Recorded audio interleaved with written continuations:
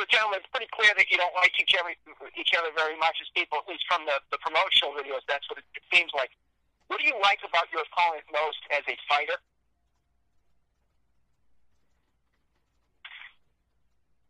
Well, first off, I like his, I like a lot of his abilities. I like his creativeness inside of the octagon, confidence in himself, and anytime a person wins as many fights as he has in a row, they deserve a level of respect. And at the level that he's won, it's hard not to almost admire that to a degree. But yeah, there's a number of things that I like about him inside of the cage. I wouldn't necessarily say that there's anything I like about him.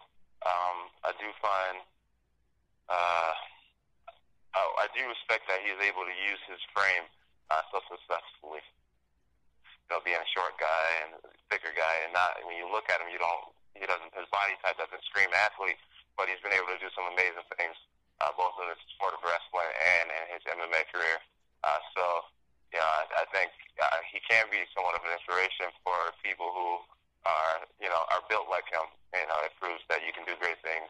It's just a matter of your mindset and how you use your body. A question about the brawl and some of the fallout from the brawl this summer. John, you parted with Nike after the brawl. Nike soon found a deal with Reebok. At the time, we were told the reason for the Nike falling out was the brawl with Daniel, but the timing coincided roughly with the UFC working out a sponsorship deal with Reebok, and then you got on with Reebok after the brawl, after the Nike dropped you. Is the stated reason for the fallout with Nike the only reason for switching to Reebok for you personally in the sponsorship? Is there something that you can tell us now that you couldn't tell us then about the switch? And then just a question for both guys. Both of you guys presumably going to enter the Octagon on Saturday night with sponsor insignias showing. One of the lower tier guys that I've talked to aren't thrilled with the sponsor being told they're not going to be welcome in the Octagon sometime next year. Given your status in the sport and the platform that you guys enjoy, do you feel any obligation to speak up on behalf of the interest of lower tier guys that may suffer some loss of income because of the bigger Reebok deal? So I'll start with the Nike deal. The truth about the Nike deal is, and when I was a part of the commission, I definitely worded it wrong. Nike did not drop me because of that fight, and I kind of owe an apology to Nike for saying that they dropped me because of the fight. They actually didn't. Nike's been known to stick by their athletes through much worse things than a brawl in the middle of the MGM. The truth is, Nike didn't seem as if they wanted to move forward in the field of MMA.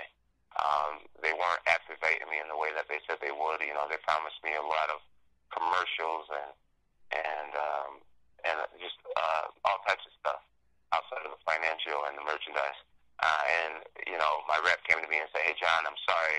I know we promised you this, but I don't think we're moving in that direction." So they said, "We will keep you on board as long as you want to be on board because it's a pleasure to work with you, and obviously we'll do everything with you outside of the Octagon. But your deal's still there." I just finished the second year of my deal, and I was going to get ready to start my third year of the deal, and I told them, I said, "You know what? If you guys aren't too serious about martial arts, then I don't want to be a part of the company, and I would rather, hopefully I can respectfully leave."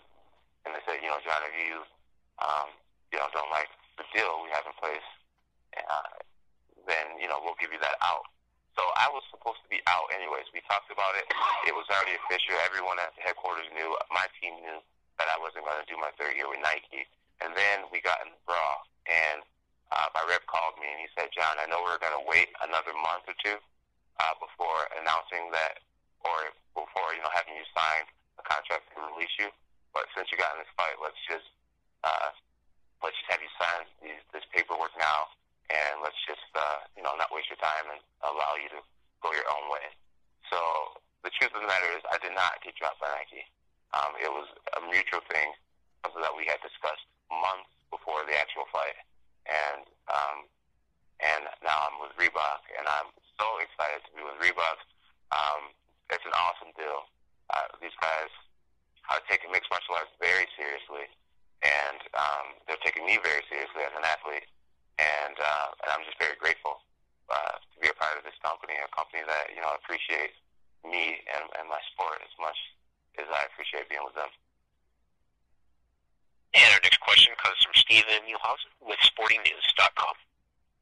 Thank you guys for taking the time out today. And John, I want to start with you. And I read the .com piece that you said that you no longer really, you have embraced the role of the villain, to paraphrase what you were saying. And when did you start embracing it? Because you've been really resistant on that in the past.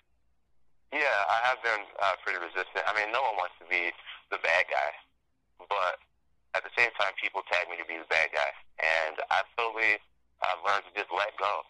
Let go. You know, when I read my comments on Twitter and Instagram, I realize, man, dude, I really do inspire people and touch people, and people really do appreciate who I am as a martial artist. And then when I look at some of the people who write me negative messages, it's always so dumb. It's like so dumb. It's like, dude, you're fake. I've been hearing that I'm fake for so many years. It's like, okay, who cares if I'm fake? Like, I win fights, and that's what I'm here to do. I'm not here to win you over in my personality. I'm here to fight. That's ultimately my job. I look at the people who hate on me, and it's never anything solid. It's like, dude, you poke people in the eyes in your fight. Okay, that's an accident. Or, hey, you're fake. Or, hey, you're bigger than the other, like, heavyweights. It's just always real stupid stuff. So I've learned to kind of laugh at it. And, you know, I'm just waiting for the person who really hates me that gives me a legit answer or reason. And no one that has ever really given me anything solid outside of calling me fake. I mean, like, what are we in high school? I'm a grown man. I'm like, okay, you're calling me fake? You can't call my work ethic fake and the things I've achieved fake. There's nothing. I just find it funny. I really do find it funny. I've learned to just kind of laugh at it and just go with it. That's the best thing you got on me. It's like, that's not a bad thing at all. You sound like a girl calling me fake. So, yeah. So, that's that. Daniel, what do you make of that, you know, considering, you know, that John, you know, embraced that role that the fans do think of him? Some of the fans. Some of the fans. I have a great support base. You know what, man, I think is great. You know, it's easy to live. You know, it's easy to just, you know, live with no. It's easy to live life with no, like, when you can just kind of go about your life and not worry about what people think and not make efforts to try and sway opinions. It's a great feeling, man. You know, I don't really know John personally. I'm pretty sure he's an unbelievable guy to the people that know him well. But it's like, just like with me, you know, I'm not the best human being. I'm not the best guy. You know, we can be okay just being a good guy. And I think whenever you try to portray yourself as the best guy is when people start to go, well, something ain't right. And I'm glad that he's able to live in his skin and not really care about what people think. So, yeah, more to it. I'm pretty sure that now, being that he's gonna be like this, you know, hearing him talk just now, like just in that moment, I don't care. You know, it sounds like a girl. People call me fake. In that moment, if that's him. That's who he's going to be. Let him be him. I'm pretty sure he'll start making more money. He'll start making more sponsorship, and he'll probably gain a lot of fans. And final question, and thank you guys for the time today. I just want to get your guys' thoughts. What do you guys each think is going to be the key to the fight? Keys to the fight for me is just to go out there and do what I've always done. To love the sport, to enjoy the moment, to have fun, to realize what a gift it is to be able to be out there in front of all these people. Just to be myself, man. Confident, young, fast, athletic, enjoying it, and let everything take care of itself. I've done everything I can to win the fight. I've trained. My cardio is great. My tactics are great. My playbook is rehearsed. And now I'm going to go out there and do what I've always done. If I just go out there and do what I've always done, have fun, play the game that I really do love, I'll be all right. I think it boils down to belief, man. Belief that this can be done. You know, a lot of times people don't believe.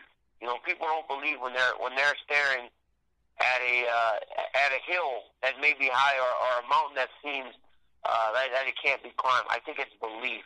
Believing in yourself, believing in your skills, believing in your team, believing in everything that you've done to this point, believing that it's all enough, that it all was done to get this job Saturday night, to get it done on Saturday night. You have to believe, and that's something I have. I have a lot of belief in myself.